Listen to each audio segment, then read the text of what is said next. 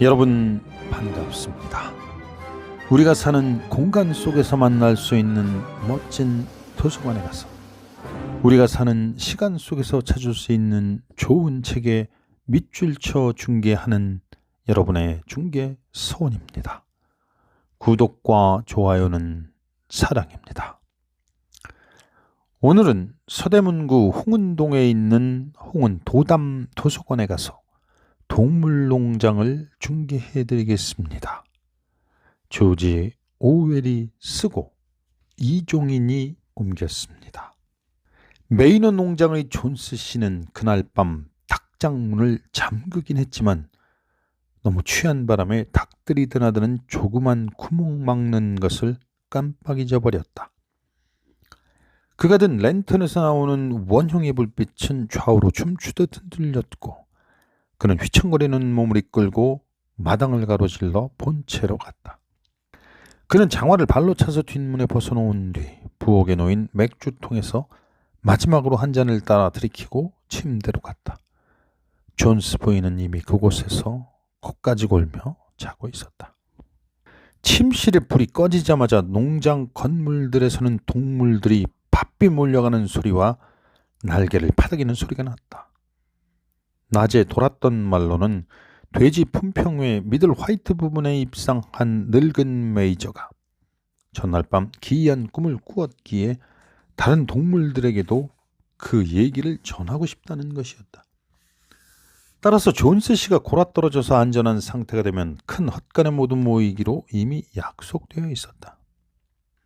늙은 메이저는 농장에서 무척 존경받고 있었으므로 모든 동물은 그가 하는 말을 듣기 위해서 잠을 1시간 정도 덜 자는 것쯤은 기꺼이 받아들이고자 했다. 큰 헛간 안쪽에는 일종의 높은 연단이 있었는데 메이저는 이미 그곳 들보에 걸린 랜턴 아래 집을 깔고 편안하게 앉아 있었다. 12회를 산 그는 최근 살이 조금 쪘는데 그래도 여전히 위험에 넘치는 돼지였다. 송곳니를 단 한 번도 자르지 않았음에도 그는 현명하고 자애롭게 보였다. 이윽고 다른 동물들이 하나둘 도착하기 시작했고 각기 다른 모습으로 편안히 자리를 잡았다. 맨 처음 헛간에 들어온 건 블루벨, 제시, 그리고 핀처라는 3마리의 개였다. 그 다음으로 돼지들이 나타나 곧장 연단 앞에 짚이 깔린 곳에 편안히 앉았다. 암탉들은 창틀에 앉았고 비둘기들은 석가래에 앉아 날개를 파닥였다. 양과 암소들은 돼지들 뒤에 누워 꼴을 되새김질하기 시작했다. 집마차를 끄는 말인 복서와 클로버는 함께 들어왔는데 두 말은 아주 천천히 걸으며 그 털투성이 발굽을 땅에 내려놓았다. 그것은 집에 가려진 작은 동물들을 다치지 않게 하려고 무척 신경 쓴 행동이었다. 클로버는 성격이 인자하고 살집이 통통한 암말이었는데 이미 중년에 가까워지고 있었다. 그녀는 4번째 새끼를 낳은 뒤로는 예전의 몸매로 되돌아가지 못했다. 복사는 정말 덩치가 큰 말이었다. 18핸드가 넘는 게다 웬만한 말 2마리를 합쳐놓은 것만큼 힘이 셌다. 콧등에 길게 나있는 하얀 줄 때문에 다소 우둔해 보였는데 사실 뛰어난 지능을 갖고 있지는 못했다. 그래도 복사는 그 끈기와 엄청난 노동력으로 널리 동물들에게 존경받고 있었다. 말 2마리 다음으로는 흰 염소 뮤리엘과 당나귀 벤저민이 입장했다. 벤저민은 농장에서 가장 나이가 많은 동물이었고 성질도 가장 더러웠다. 그는 거의 말을 하지 않았으며 가끔 말을 할 때도 냉소적이었다. 예를 들면 그는 신이 파리를 내쫓으라고 동물들에게 꼬리를 주었다는 말을 들으면 아예 파리가 없어서 꼬리가 필요 없었으면 더 좋았겠다고 말할 것이다. 농장 동물 중 오로지 그만 단 한 번도 웃는 적이 없었다. 왜냐고 물으면 웃을 일이 없다고 대답할 것이다. 그렇지만 공개적으로 인정하지는 않아도 그는 복서를 무척 좋아했다. 둘은 보통 일요일이면 과수원 너머에 있는 작은 박목장에서 아무 말도 하지 않고 나란히 서서 풀을 뜯었다. 2마리 땅에 엎드리자 어미를 잃은 오리 새끼가 여러 마리 줄지어 헛간으로 들어왔다. 그들은 미약하게 짹짹거리며 다른 동물들에게 밟히지 않을 장소를 이리저리 돌아다니며 찾았다. 클로버는 큰 앞발로 그들 주위에 일종의 벽을 만들어줬고 오리 새끼들은 그 안쪽에 편안하게 앉았다. 안락했는지 그들은 곧장 잠들었다. 거의 마지막 순간에 들어온 건 몰리였는데 그녀는 존스 씨의 이륜 경마차를 끄는 아름답지만 어리석은 하얀 암말이었다. 거드름을 피우며 우아하게 들어온 그녀는 각설탕을 깨물고 있었다. 앞쪽 근처에 자리를 잡은 그녀는 흰 간기를 휙휙 움직이기 시작했다. 그 갈기를 따놓은 장식 리본을 모두가 보아주기를 바라는 행동이었다.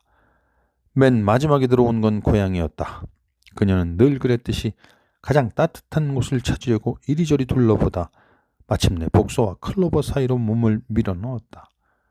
고양이는 그곳에 만족했는지 기분 좋다는 듯 그르렁거리는 소리를 내기는 했으나 메이저의 연설 내내 단 한마디도 귀를 기울이지 않았다. 동무 여러분, 내가 지난밤에 이상한 꿈을 꾸었다는 이야기는 이미 들었을 겁니다. 하지만 꿈 이야기는 나중에 하겠습니다. 먼저 하고 싶은 다른 말이 있으니까요. 내 생각에 동무 여러분과 내가 함께 보낼 시간이 그리 많이 남아있지 않은 것 같습니다. 따라서 죽기 전에 내가 얻은 지혜를 여러분에게 전하는 게 의무라고 생각합니다. 나는 오래 살았습니다. 축사에 홀로 누워 생각할 시간도 그만큼 많았죠. 그러다 보니 이 세상에서 드러나는 삶의 본선과 지금 이 순간 삶을 살아가고 있는 모든 동물을 잘 알게 되었습니다. 이것이 바로 내가 지금 여러분에게 하고 싶은 말입니다. 동무 여러분, 우리가 살아가고 있는 이 삶의 본성이 무엇입니까? 이제 그 특징을 똑바로 쳐다봅시다. 우리의 삶은 비참하고 고생스럽고 단명합니다.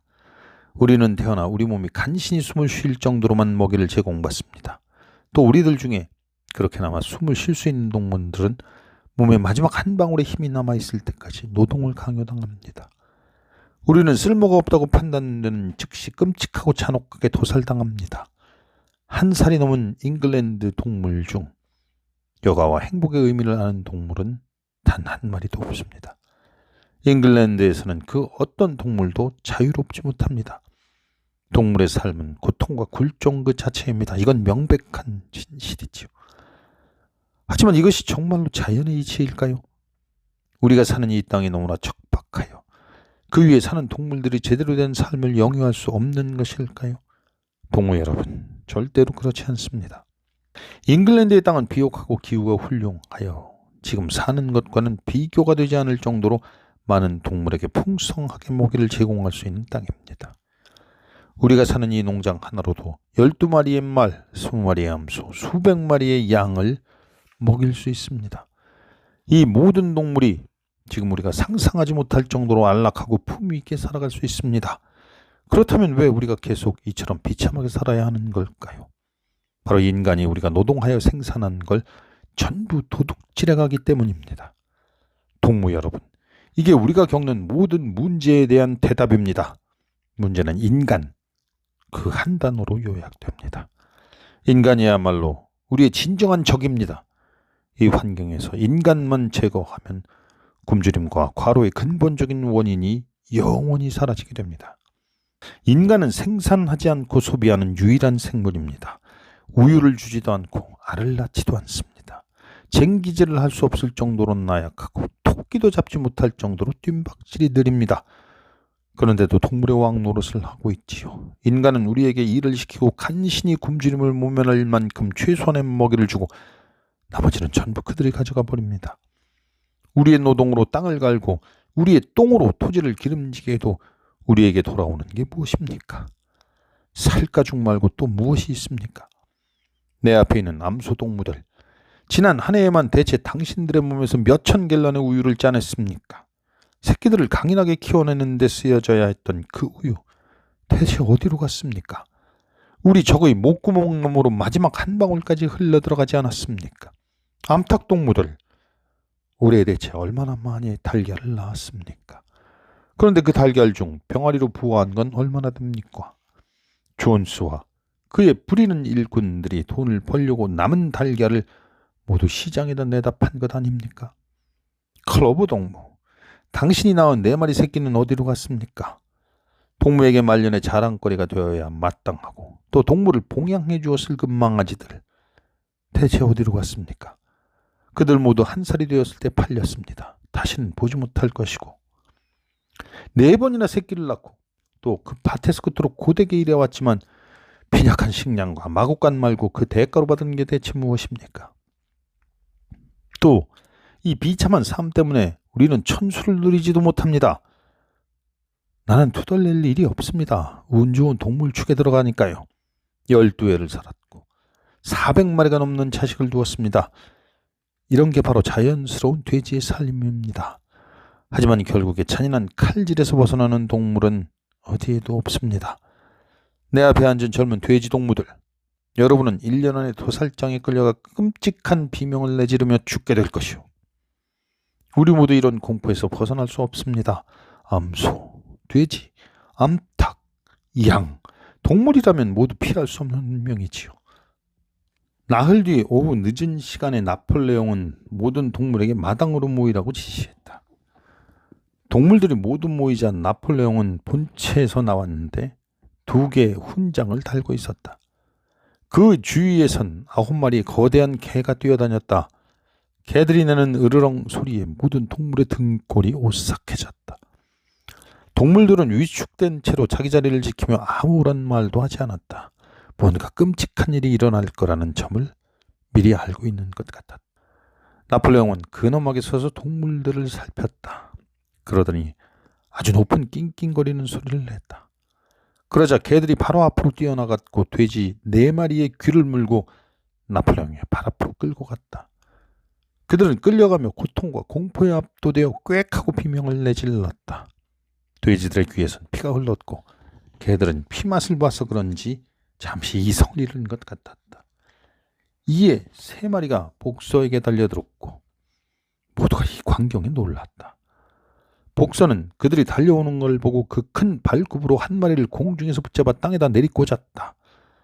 붙잡힌 개는 비명을 지르며 살려달라고 애원했고 다른 2마리는 완전히 기가 꺾여 도망쳤다. 복서는 나폴레옹을 쳐다봤다. 완전히 숨통을 끊을지 아니면 놔줄지를 결정해달라는 뜻이었다. 나폴레옹은 안색이 변하는 것처럼 보였지만 큰 소리로 개를 놔주라고 지시했다. 그러자 복서는 발굽을 들었고 개는 멍든 몸으로 슬그머니 빠져나가며 길게 짖었다. 큰 소라는 잦아들었다. 4마리의 돼지는 몸을 떨면서 기다렸는데 마치 모든 죄목이 그들의 표정에 적힌 것 같았다. 나폴레옹은 그들에게 죄를 자백할 것을 요구했다. 이 4마리 돼지는 나폴레옹이 일요일 회의를 폐지했을 때 항의했던 그 돼지들이었다. 더 재촉하지 않아도 그들은 자백을 시작했다. 스노우볼이 추방된 이후로 그와 은밀하게 연락을 주고받아 왔으며 그와 협력하여 풍차를 파괴했고 동물농장을 프레드릭 씨에게 넘기기로 그와 약속했다고 자백했다. 그들은 스노우볼이 지난 몇 년 동안 자신이 존스의 첩차였음을 은밀하게 그들에게 말해주었다는 것도 덧붙였다. 그들의 자백이 끝나자 개들은 그들에게 달려들어 목을 물어뜯었다. 나폴레옹은 멱다는 소리를 내지르며 다른 동물들도 자백할 것이 있는지 강압적으로 물었다. 이에 달걀 납품과 관련하여 반란을 일으킨 주모자였던 3마리의 암탉이 앞으로 나와 스노우볼이 꿈에 나타나 나폴레옹의 지시에 불복할 것을 선동했다고 자백했다. 이에 그들 역시 도살당했다. 이어 1마리의 거위가 앞으로 나와 지난해 수확기간 옥수수 6알을 빼돌려 밤에 몰래 먹었다고 고백했다. 그 다음으로 어떤 양이 나와 식수용 저수지에 소변을 봤다고 고백하며 스노우볼이 그렇게 하라고 시켰다고 자백했다. 다른 2마리의 양은 나폴레옹의 헌신적인 추종자이고 기침으로 고생하는 늙은 숫양을 쫓아다니며 모닥불 주위를 빙빙 돌게 하여 기침 때문에 숨을 쉬지 못하게 하여 죽게 했다고 자백했다. 이 동물들은 모두 즉각 처형되었다. 고백과 처형은 계속되었고 나폴레옹의 발 앞에 시체들이 수북이 쌓이고 나서야 끝났다. 공기는 피냄새로 진동했다. 그런 학살은 존스가 추방된 이후로 처음 있는 일이었다. 처형이 모두 끝나자 돼지와 개를 제외한 나머지 동물들은 무리를 이루어 천천히 자리를 떴다. 그들은 엄청나게 충격받았고 아주 비참한 심정이었다. 그들은 스노볼과 결탁하여 배신한 동물들이 더 충격적인지 아니면 방금 본 잔인한 처벌이 더 충격적인지 알지 못했다. 옛날에도 종종 도살이 벌어졌고 지금과 같이 끔찍했다. 하지만 이번 도살은 그들 사이에 벌어진 일이었고 그 때문에 모두들 예전에 벌어진 도살보다 훨씬 더 나쁘다고 생각했다. 존스가 농장을 떠난 이후로 오늘까지 그 어떤 동물도 다른 동물을 죽이지 않았다. 심지어 쥐 한 마리조차 죽임을 당하지 않았다. 그들은 절반 정도 완성된 풍차가 서 있는 작은 언덕으로 나아갔다. 여러분, 모두 자리에서 일어나 주십시오. 잔을 가득 채워주시기 바랍니다. 신사 여러분, 건배합시다. 동물농장의 번영을 위하여. 식당에 있던 일동은 열렬히 환호를 보내며 발을 굴렀다. 나폴레옹도 모척 만족한 나머지 자리를 벗어나 탁자를 돌아 필킹턴 씨가 선 곳으로 갔다. 이어 그는 필킹턴 씨와 술잔을 부딪히고 잔을 비웠다. 환호성이 잦아들자 두 발로 서 있던 나폴레옹은 자신도 역시 할 말이 있음을 넌지시 알렸다. 나폴레옹의 연설이 전부 그랬듯이 이번에도 그는 짧고 간결하게 말했다. 나 역시 오해의 시기가 끝나게 되어 기쁘기 그지없소. 오랫동안 소문이 돌았소. 아무래도 악의에 찬 적이 퍼뜨렸다고 생각할 수밖에 없는데 어쨌든 그 내용은 나와 내 동료들의 사상이 체제 전복적이고 심지어 혁명적이라는 것이었소. 게다가 우리는 이후 농장 동물들에게 반란을 사주한다는 소리까지 들었소. 이런 말이 어떻게 사실일 수 있겠소. 예전이나 지금이나 우리의 유일한 바람은 평화롭게 살면서 이웃과 정상적인 사업관계를 유지하는 것이요. 명예롭게도 내가 관리를 맡게 된 이 농장은 협동기업이요. 이곳의 부동산 권리 증명은 내가 가지고 있지만 돼지들이 공동으로 소유하고 있어. 예전에 떠돌던 의혹이 아직 남아있다고 생각하지는 않지만 최근 농장의 관리에 변화를 주었소. 이는 신뢰를 더 높이려는 조치요. 여태까지 농장 동물들이 서로를 동무라고 부르는 어리석은 관습이 있었지만 앞으로는 금지될 것이요. 또한 근원을 알 수 없는 이상하게 짝이 없는 관습도 한 가지 있는데 그건 바로 일요일 아침마다 정원에 있는 기둥에 못으로 박힌 수퇴지 두개골 앞을 줄지어 지나가는 거요. 이것 역시 금지될 것이요. 그 두개골은 이미 파묻었소. 농장에 들른 여러분 깃대 끝에 걸린 녹색 깃발을 봤을 거요.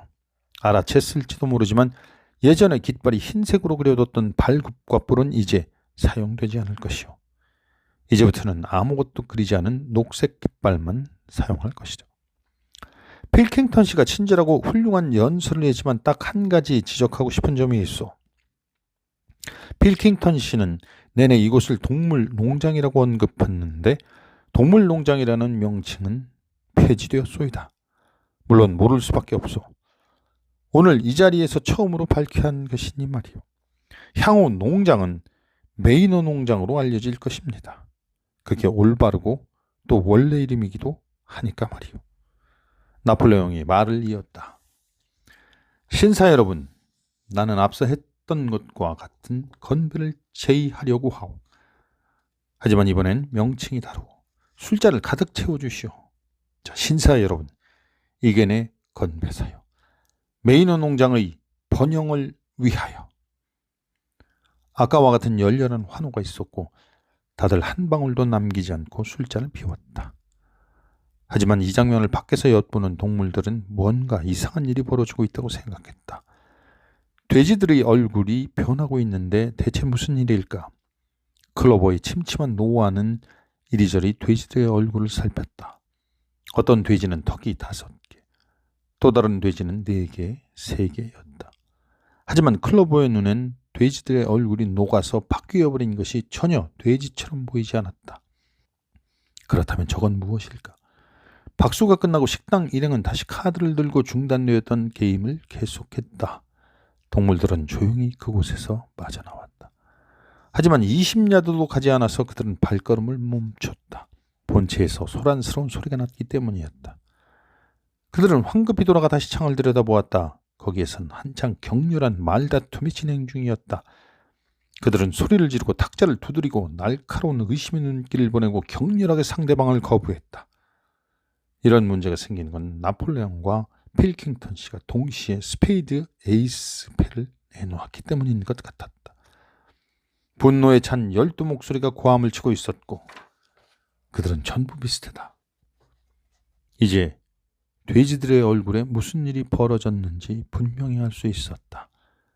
창문 밖의 동물들은 돼지를 보고 인간을, 그 다음에 인간을 보고 돼지를, 그리고 돼지를 보고 인간을 보았다. 하지만 이미 그 둘을 서로 구분하는 건 불가능했다. 여기서 나폴레옹과 함께 걸었던 중개서원의 산책을 마치겠습니다. 사랑하는 중개서원 구독자 여러분, 감사합니다.